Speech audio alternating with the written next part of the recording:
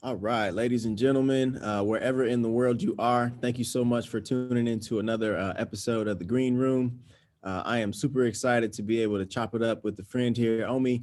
But before we get into his intro, if you're rocking with us for the very first time here in the Green Room, this is a conversation series meant to just give out and democratize access and just some keys that we've learned over time being in our different fields, whether that's technology or arts or media and entertainment or business.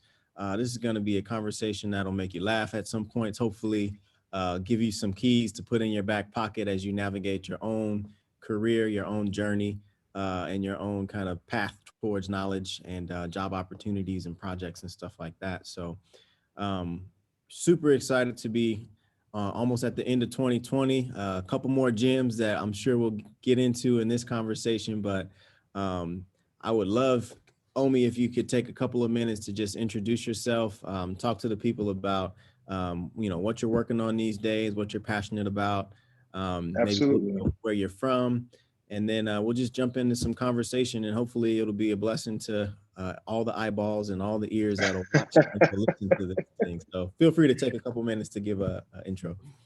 Yo, absolutely, man. Thank you, Brandon, for having me. For all those who are listening. Thank you for taking the time to. Where can I start? So I've been working in tech now for about 13 plus years. Started off in software development, so SWEs or engineering. Um, was doing that for some time, mostly in Canada, where I was working in telecom companies out there and an online education platform out there. Um, Left all of that, went back to, from software development, went to some eng management stuff. Um, Left all of that, went back to school, started a PhD in AI and machine learning. Um, my research was in, given that this is school, so my research was what I termed as natural learning, which is different from NLP, but it's closer right now to it actually sits in between the one grade model research and the learning how to learn research. So I was sort of my research was more in trying to figure out that one model, right, that can create other learning model and at the same time leverage them for different tasks. So it's extremely general model. So you can probably see how it fits right in between the two for those who are in ML research. So I never finished that. I got a master's out of that. I didn't finish my PhD because I got a fantastic offer from Microsoft Mhm.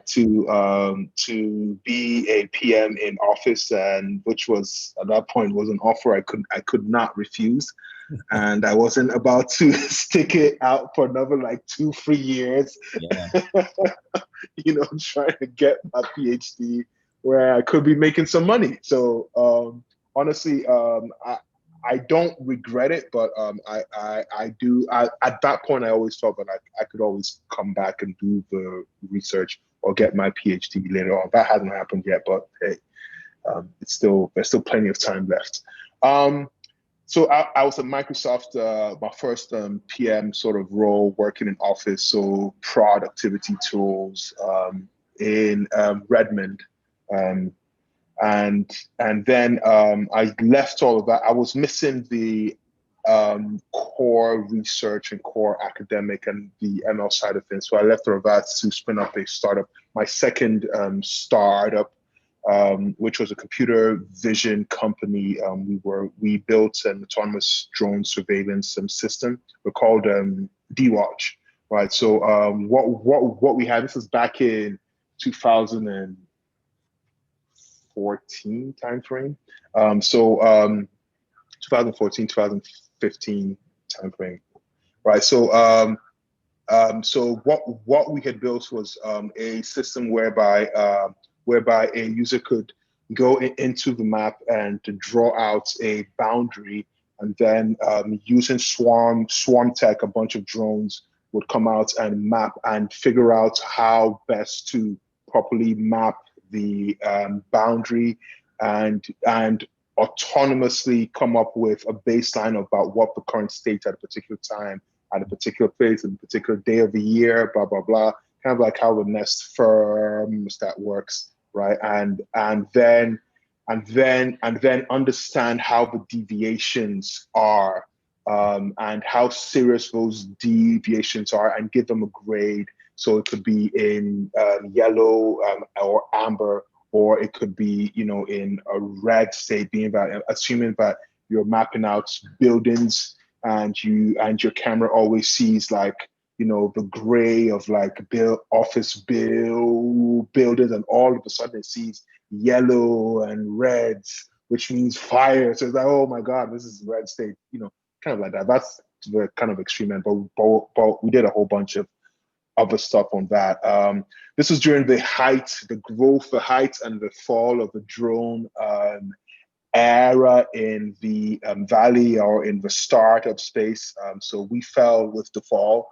The fall was due to a lot of due to a lot of regulation based from community sentiment at that time. If you remember back to 2015's time frame, that there were the community sentiment around drones were about, oh my God, people are going to be flying in and taking pictures and videos of you, and and so the FAA and other governments around the globe was sprung into action to pass extremely restrictive laws, and sort of killed a lot of companies in that light as well, ours included. After all that, I joined Google. I joined to lead their ML.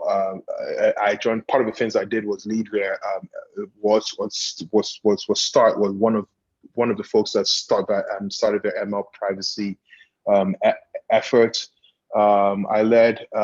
So it was in their security and privacy org. I led their payments privacy effort for 3.5 years. I worked mostly in around research and the ML space and search, and on the first assistance, and both the hardware and the software side. Some stuff to do with maps that Waymo leverages, and a whole slew of stuff. I've been at Google now for about 5 years, and worked on quite a number of things at the company. Right now, I left the security and privacy space to be the PM lead for a research project called Magenta, which talks about which is exploring the role that AI could play in the creative space, right? Mostly in music and visual art, but really mostly in music. So we had like a whole bunch of AI models that could generate sound, do sound generation and synthesis, and sort of combine multiple sounds together in beat generation as well, in accompaniment. So mean that you can be playing something and it sort of listens to what you're playing and figures out how to sort of accompany you to that. So a whole bunch of really cool stuff, and you should check it out. And then I sort of left that, and now I'm back in the security space in cloud. But that's sort of my corporate sort of life. I feel that my life outside of the corporate world is a lot more important and giving a lot more fulfillment.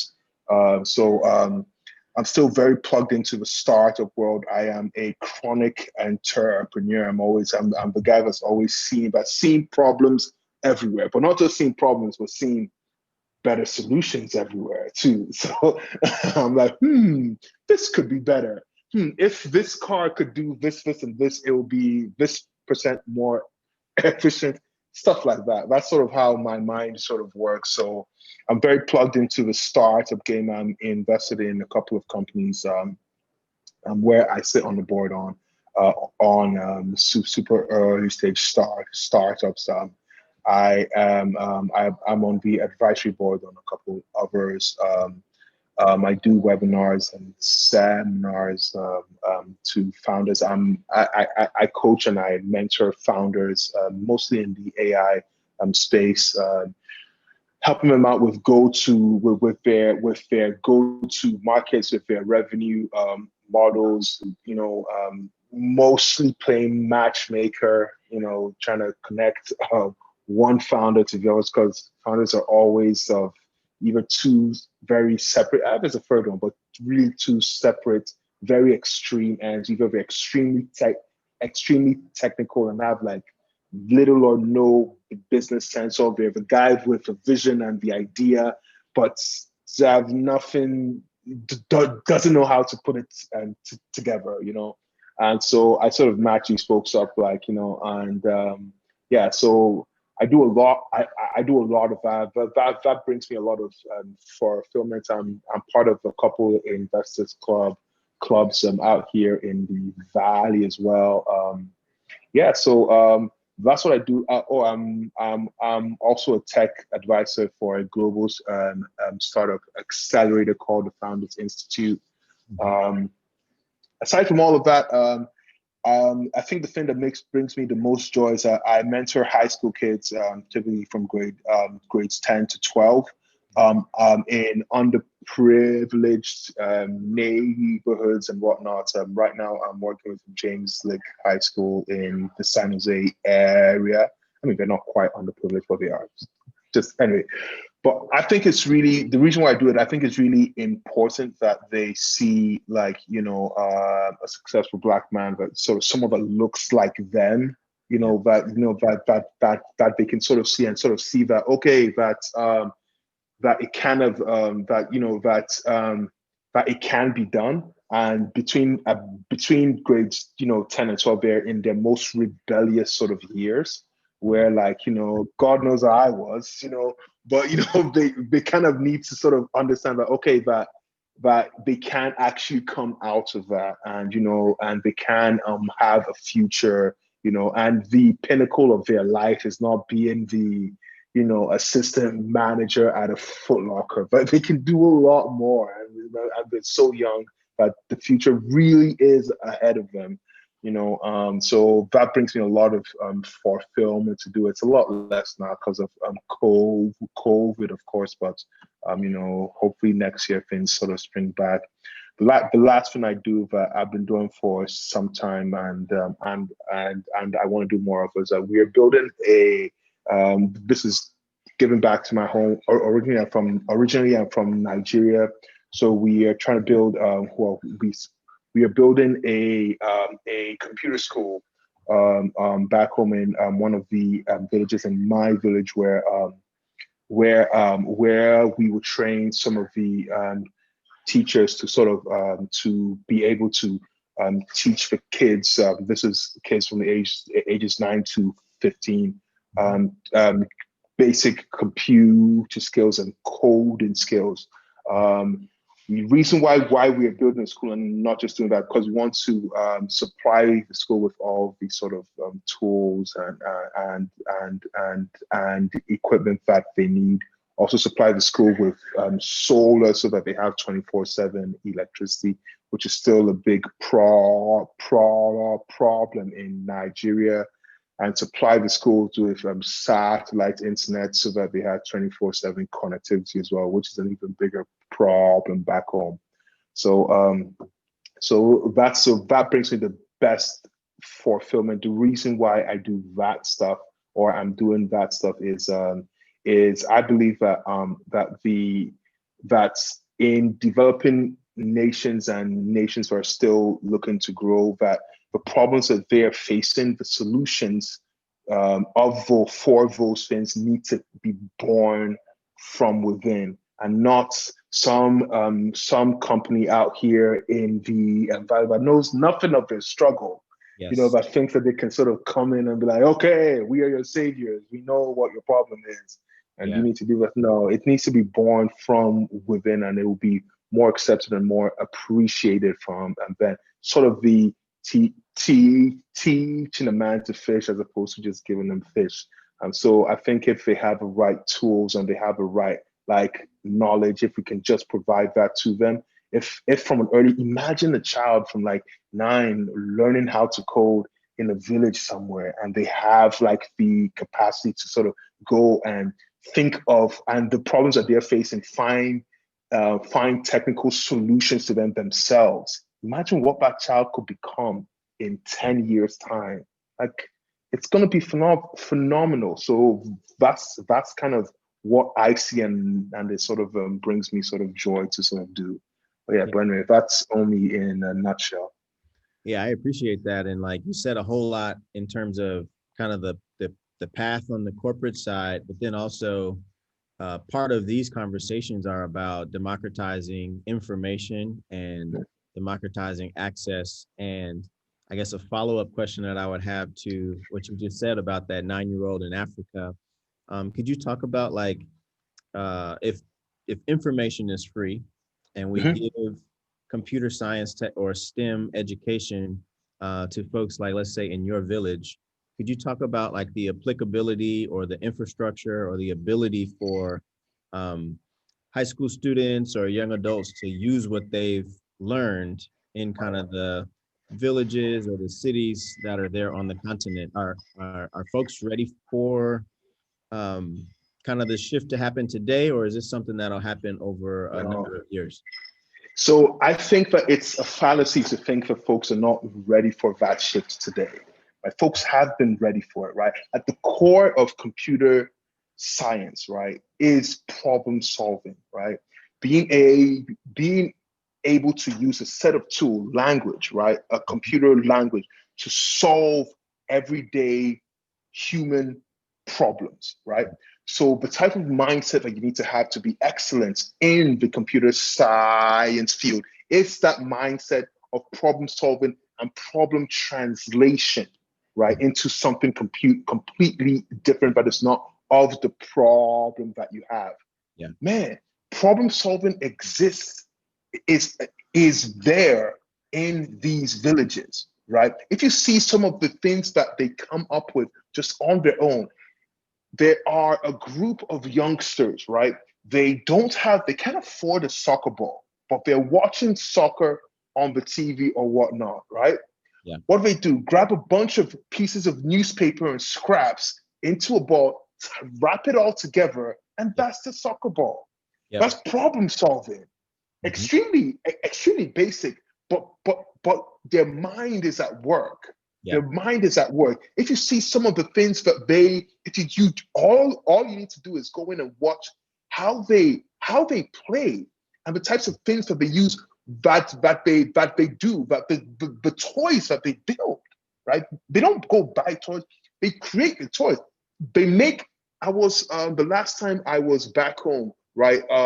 This kid was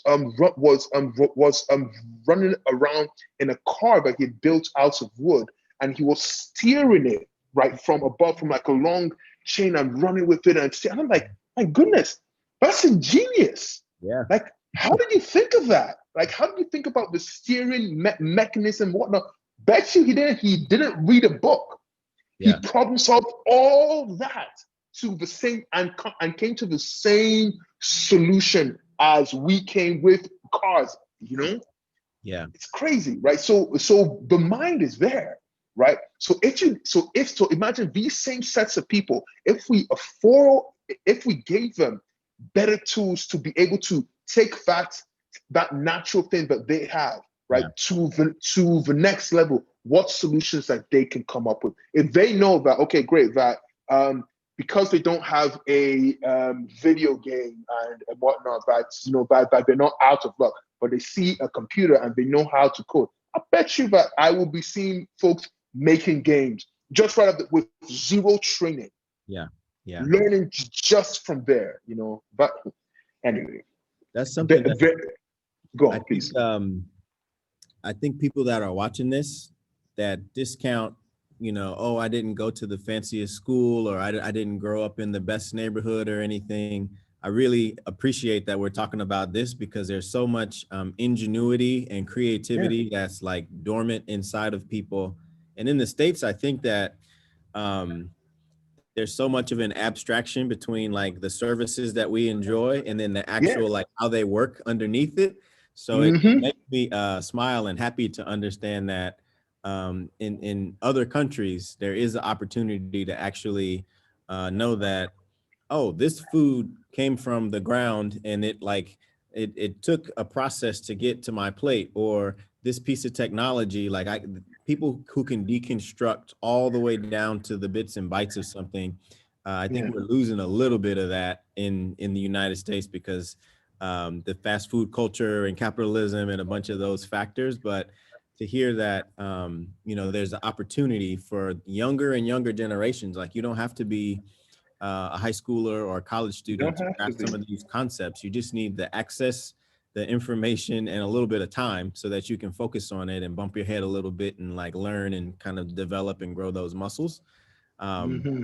so yeah, I'm excited about the future of what, you know, the future generation, our children and the folks who are in elementary school right now. I think they'll be the real MVP. They're already the MVPs for like going through this 2020 year of COVID with this distance learning and remote school and everything. But when they grow up, I think they'll accomplish a lot more than our generation will be able to. I completely agree, man. I completely agree. Yeah. So Yeah. maybe if we rewind a little bit into your All right. story, you mentioned like you started a PhD program and Yeah. got some ways through it. I wonder, I know how much of a Yeah. influence my parents were about like pushing us and like emphasizing education.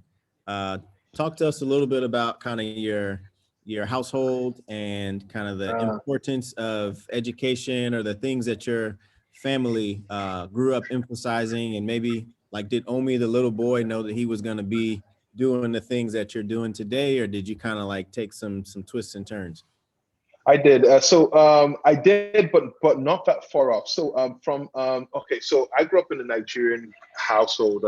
I was fortunate to grow up, as you call, with a silver spoon in my mouth. My folks were well to do. My dad works for Shell, or worked for Shell. He's retired now. We got to travel a lot. So I was for the vast majority of my life, I was an international student. So I was always afforded the chance to also be in, I was in boarding school from like 9. Mm. So I was in grossly international schools where most people are from all over the globe. So I was afforded a chance to be in multicultural societies where I learned from one another. I was also in a Nigerian household, which education in Nigeria is extremely important. I mean, we have the most PhDs, in the States. I think in the world too, right? Like we're heavy achievers. So, Yeah. I have a funny story to tell, but I'll say that afterwards. The household that I came in Nigeria would say, but man, you have only 4 options as a kid. It's either you're gonna be an engineer, a doctor, a lawyer, or a disgrace to the family. So both are your only 4 options. Yeah. You can't come to me and say, "Oh, you wanna, I don't know, you wanna do fine arts or something." It's like, what? No, listen, go get me that doctor degree, right? Yeah. You can give it to me, and then you can go do whatever the hell you want. you know? Yeah. So the mentality back home is really a bad, and there are lots of stories back home as well of like people of like kids who didn't want to sort of go the traditional engineer, doctor, or lawyer path, right? But they decided, but their folks were extremely strict, so they decided to do it anyway. Yeah. And then literally, I know this sort of this girl who became a doctor, right? After she got her white coats, did everything, she got her degree and everything. She went back home, and as she was visiting back home, she went and gave her parents the degree. I said, listen, you wanted me to become a doctor. I don't actually want to become a doctor, but here, you have this, Yeah. and I am gonna go do whatever the hell I want, as you said, and she did, But the great part and the reason why we are particularly strict on that is that at least she has a backup, Like if all else fails in whatever that she went on to do, yeah, she's an MD, She can go get it. She can go to a hospital or anywhere, and like at least she has a backup. So that's what my dad used to always say to me. Why he is strict on us being this path. He was an engineer. All his siblings are engineers. We're an engineers family. I'm an engineer. My brother's an engineer. My sister's a lawyer, and it's only the last one that was supposed to become a doctor, but sort of strayed away. And now he's getting his MBA and becoming a business. Right, he's getting his MBA at the number one business school in Canada, which is York University as of right now, and he's gonna do some stuff in that. But my parents are still pissed, They're like, Yeah. you were supposed to be our doctor. So Yeah. that's the household that I grew up in. That's I mean, it's admirable for the parents to want to provide some kind of psychological safety and some kind of career stability, Yeah. because a lot of folks who migrate over to the United States, you have to start from the bottom and then work your way up over generations. And the logic in that makes total sense to me. Though I will say, it seems that one of the biggest winners to me of all of 2020 has been like Toby and Wigway. I don't follow his music, but like he just came out of nowhere and is winning Came out of nowhere. everything. So That's true. That's that's true. one example of somebody that wears that Niger flag that it can be done if you're not the what he said It doctor can or be lawyer done. or the engineer. That's one example of It something can that's be done. different. You know, one of my friends was going into music in college. We were all scared for him. We were like, oh God, I hope. Like he's like, his parents didn't know until it was too late. In fact, actually, I have an even better story. So one of my closest friends from primary school, and primary school is like grade 1 to 6. Mhm. That's a primary school for us, right?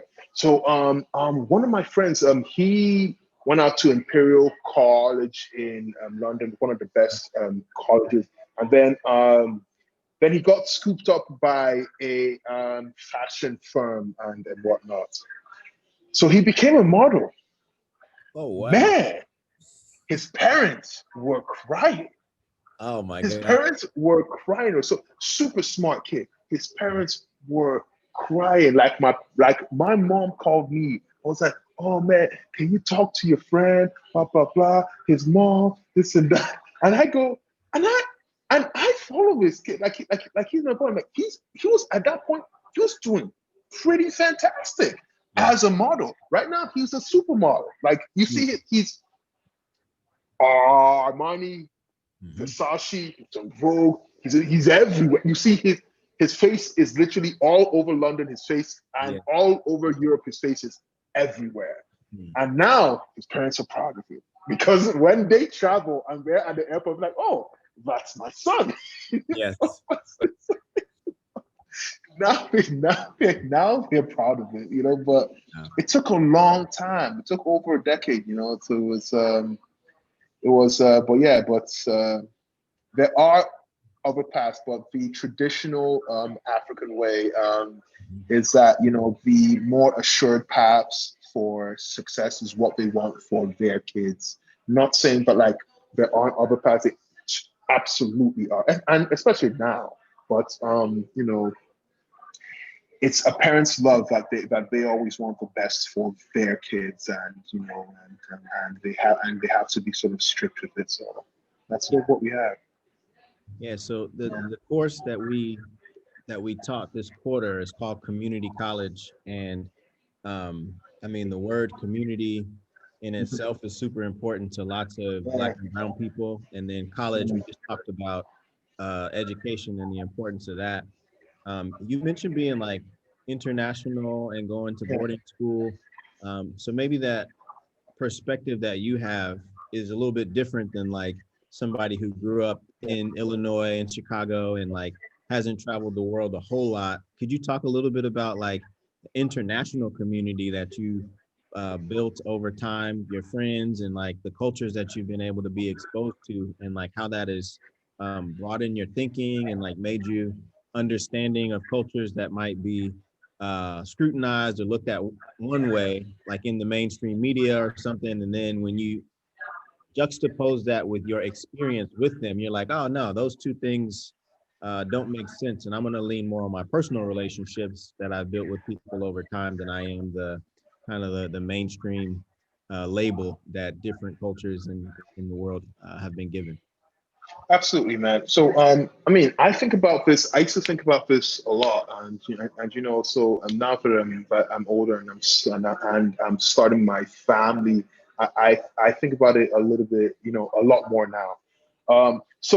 The I actually had, so I started off in a very communal sense, right? So back home, like it takes very is a saying that it takes a village to raise a child, and it's true. Like everyone is part of raising that child, right? Mhm. Like if I mess up, I can get a whooping from my parents. If I go to my friend's place and mess up, best believe their parents are giving me a whooping, and they're gonna send me back home. Say, can you believe what your son did? And then my mom's gonna get me.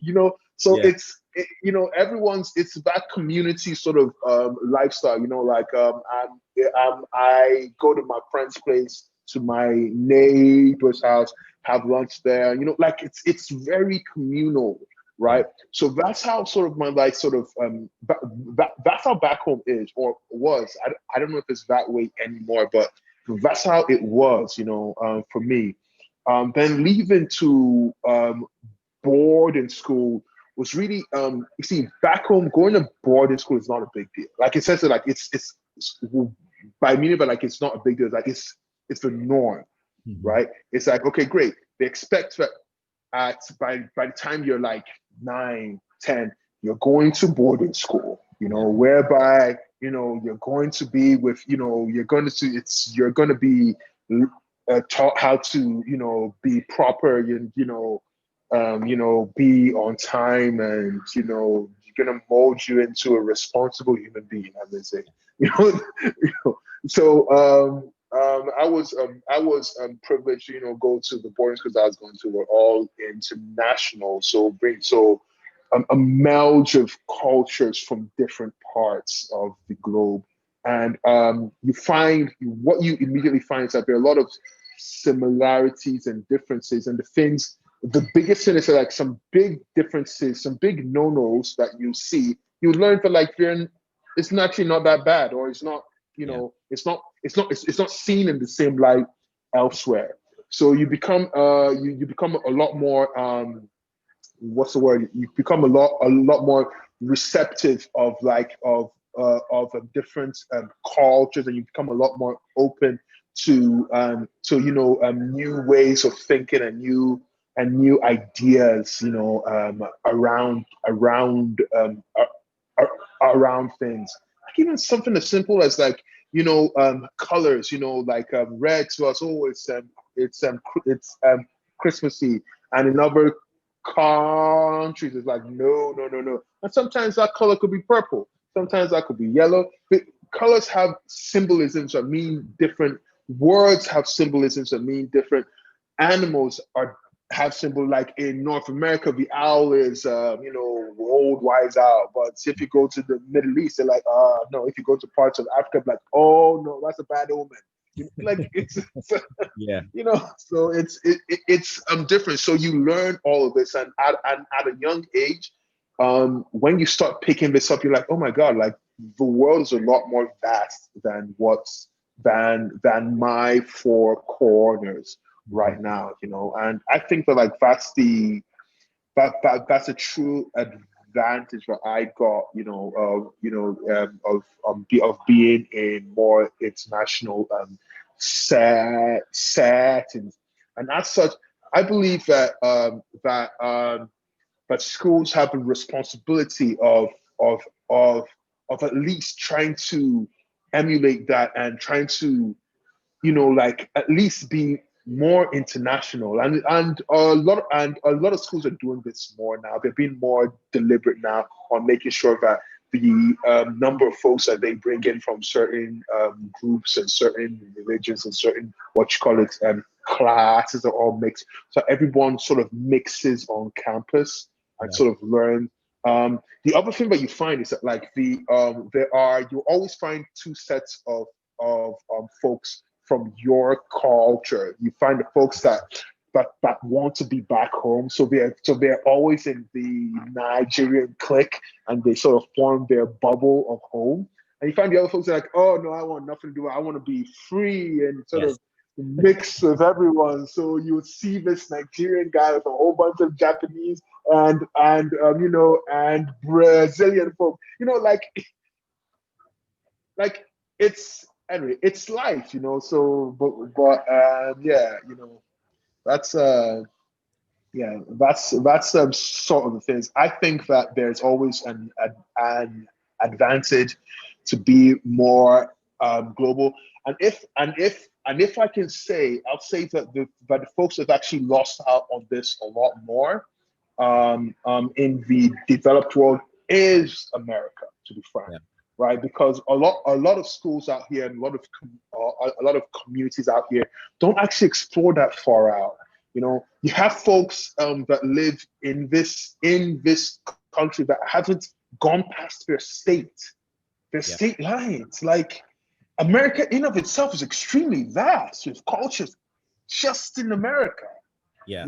So I mean, but yeah, but So, if you go to Europe, it mm, is extremely custom. In fact, actually, it's almost a rite of passage that after high school, you take a gap year and you tour and you go mhm. backpacking around Europe.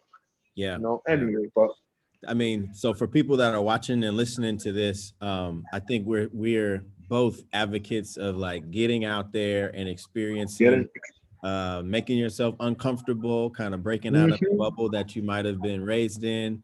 And I know for myself, like leaving Chicago or leaving Illinois and coming to the West Coast of California, um, where different people are speaking different languages. You know, I thought taking Spanish in high school was just something that wouldn't serve me. And I'm like, man, if I would have just stuck with it or stuck with my French in like elementary school, I could be like in California winning right now. But now I'm hearing Tagalog and Mandarin and like all of these languages. And it seems like um, people here, even in California, in the Bay Area, um, Americans like think of themselves as like having arrived and as the best and as the most Yeah, developed country and the most powerful in the world. So sometimes you get the sense that people are closed off to learning or like reaching yeah. across the aisle to like a quote unquote lesser than nation, like they have nothing to contribute to a conversation or nothing to teach us. So for anybody There's watching, always something to learn. yeah, like just keep your mind open and Mm. keep your palms open. You always be able to receive something if you have that right kind of mindset. So um I cannot stress this enough, man. Like there is always something. I mean, heck, like my principal in my high school was Russian, right? mhm, And the Russian kids were always getting drunk, right? yeah, And they were always getting drunk, and you would see that how like a bunch of other like folks would be like, oh my god, why are these guys blah blah blah? Why are they always like this? They want to be grown or whatnot, but no, but like in Russia, like beer's not considered like alcohol. It's like yeah, it's a beverage, quote unquote. So like so it's like it's okay. Like there's so much to learn. There's so much to learn. So um, I don't think it's that way anymore, but back then it was, and it's like, oh my god! And anyway, Yeah. there's So so much, man. so maybe I know you talked a little bit about like AI and ML and like Yeah. your research in that area. Oh, There's like so much of our lives that are changing as machines get smarter and as mhm. algorithms like chart the course for how humans are going to live. For that person who's not an expert in the field and can't even spell AI or ML, give us give us like a little bit of cool things that you found in doing your research, uh, Absolutely. benefits, places that we might need legislation or improvements. I recently watched a documentary called Coded Bias, where one of the researchers, she was a darker skinned and like a lot of the facial recognition software wasn't like See here, recognizing yeah. her. So she had to put a Mhm. white mask on. So she, a bunch of her work is focused on like making sure that brown and black people are included in like how we're recognizing images of people and that thing. So I'll shut up, but I'd love for you to like just share a little bit of your insights from the work that you've done in that space.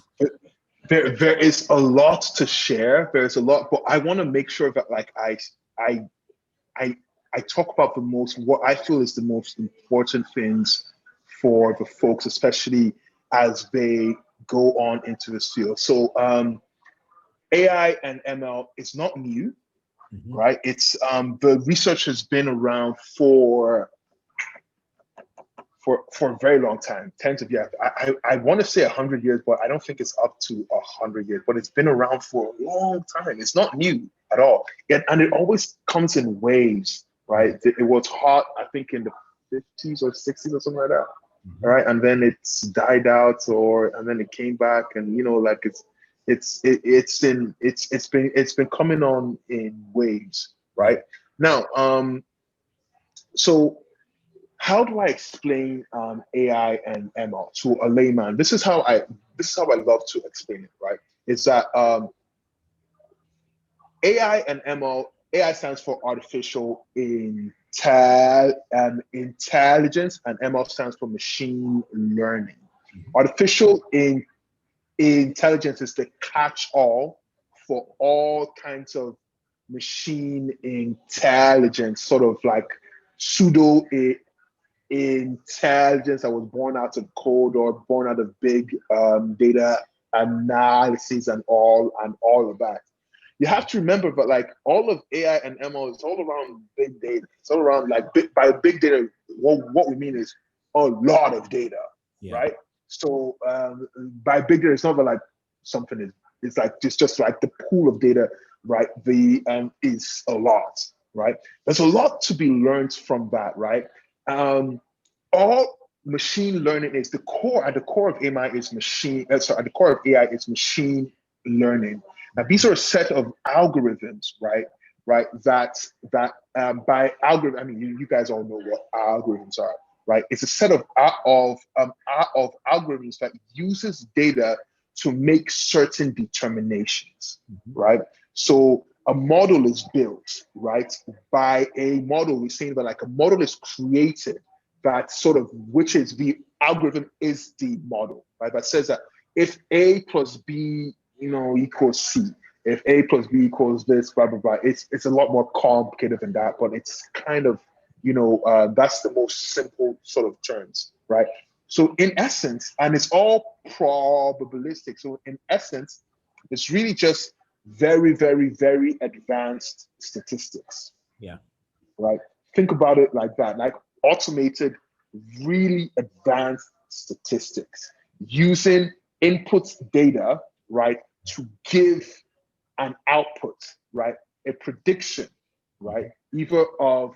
either in two forms, either of a class of a classification, meaning that you're trying to identify something as this is a phone, this is a laptop, this is a car, this is a person, this is a stoplight, classification, right? Or regression, right? Regression models are numbers. You're trying to give a percentage. Oh, what is the price, what is tomorrow's opening price of a particular share, right? Or stock, right? What is that price? That's not a classification problem. That's a regression problem, right? Because you're trying to give a number and it's floating across across a particular span. They can be normalized to be the same thing, but that's getting into too much detail, right? So think about ML in that light, right? So as if you grasp that, you can then see how ML can be used to solve a ton of problems. Pretty much almost any problem can be represented in this space, right? Yeah. So, and that is why we are seeing more and more applications of AI and ML, right? The biggest problem with respect to that, now that we know where it's used and how it's being used, right? The biggest problem in all that comes in the actual building of the model or the algorithm itself, right? Because the reason why is because you need to tweak this algorithm, and algorithms and models are typically have specific uses. You cannot tweak a very general one.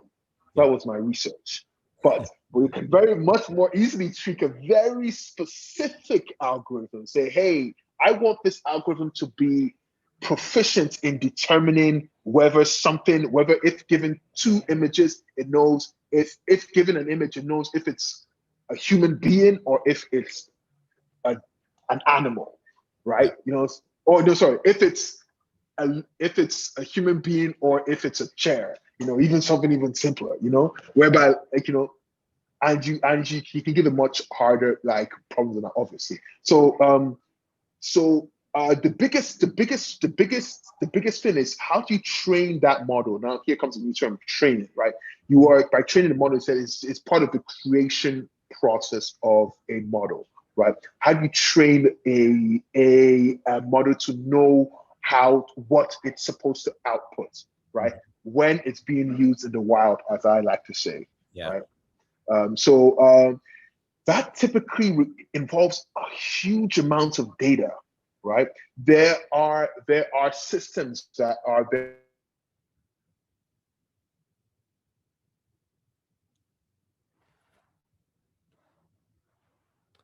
Uh-oh, I might have lost you. Let me. Hey, Omi, you still there?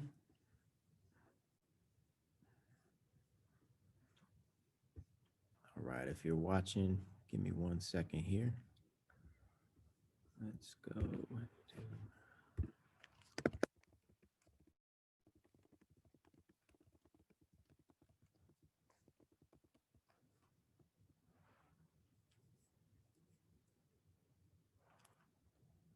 So I think we got that. The fields of AI and ML are super cool. We got lots of applications of things that you could do and problems that you could solve with it. And if I don't get Omi back in a second here to finish up, we've got about 5 more minutes and I'll take us to a close. But hopefully you've been able to glean some cool stuff from this conversation and understand a little bit about kind of the international benefits growing up the way Omi did, and then also got some nuggets around how exploration and kind of getting out of your own bubble, out of your own experience will be useful to you, not in school only, but in life. So, all right, Omi, do I have you back?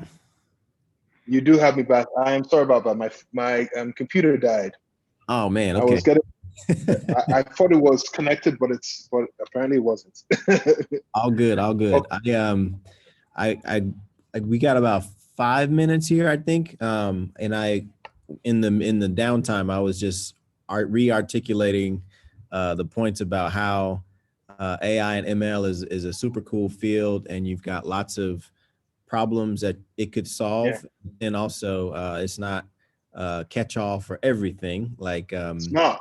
I seen sentencing decisions for people in the criminal justice system where an algorithm will spit out something that a judge will just take as gold, and like he'll make the decision based on what the machine says. So that's we bump into ethics sometimes, and there's Yep. stuff that sometimes humans need to make decisions on versus what, if that thing is a human or a chair, then obviously that's something that we can leave to computation, into AI and ML. Yeah, just to touch on that note, it's extremely important to understand that because ML models are really just basing outputs on statistics, Mhm. right? For the most part, it's not always true, but like for the most part, right? For the simplest part, to be more accurate. Um, you we really need to be careful about certain things like for one, if the model is not created well, meaning that the data set that is being used to create that algorithm is not done well. The canonical example is that if you have a facial recognition algorithm that was not created with a representative set Yeah. of data, then you have an algorithm that's not going to be able to predict or give an output or classify things representatively, Yeah. right? And that's why you have the problems of, okay, facial recognition model does not know when he's seeing a black face, does not know when he's, that's where these problems come into play, right? The other thing is ethics, which is a huge thing, right? There's one side of the aisle that is saying that, okay, great, that we can determine, use a model to be completely unbiased, to know that, to remove the feeling of human bias from us, right? But here's the other thing, right? There are some nuances that need to be, that us humans have to play, that really can't be quantifiable in the same way, Mhm. right? Because there our brains right now, our, our brains are extremely well uh, um, adept to taking in multiple kinds of information, right? And fusing them all together to make a particular decision. A judge on a stand is taking what he's hearing as testimonial. Yeah. He's taking what the jury is saying. It's taking the behavior of the witnesses, how they speak, their pitches, how they talk, how their hand gestures, the lay of the courtroom, right? The testimony of what he's read before in his chambers to come back, right? To give, and what he has learned from countless of other,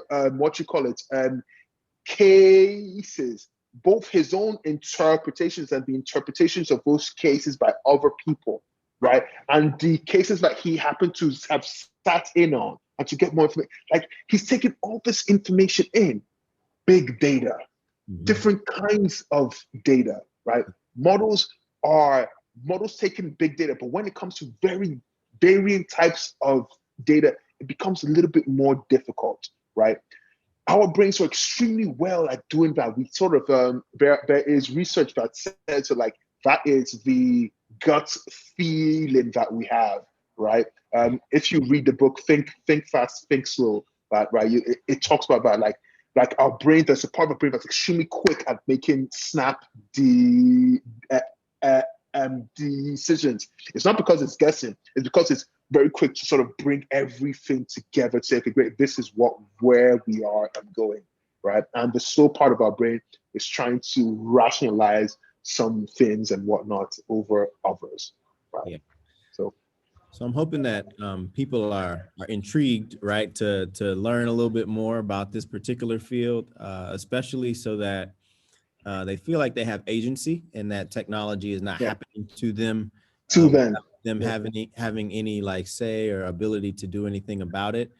Um, personal privacy, what governments are supposed to be in control of, from a security of their citizens perspective versus what happens when the corporations who are making these things It's all kind of being explored right now. So it's a super fascinating area for anybody who's listening in and interested in it. So we would both, I'm sure, encourage you to read up on it. There's a bunch of articles out, and Yes, it's a burgeoning field. So if you wanted to it make is. a living off of this, there's plenty You of money certainly to be can.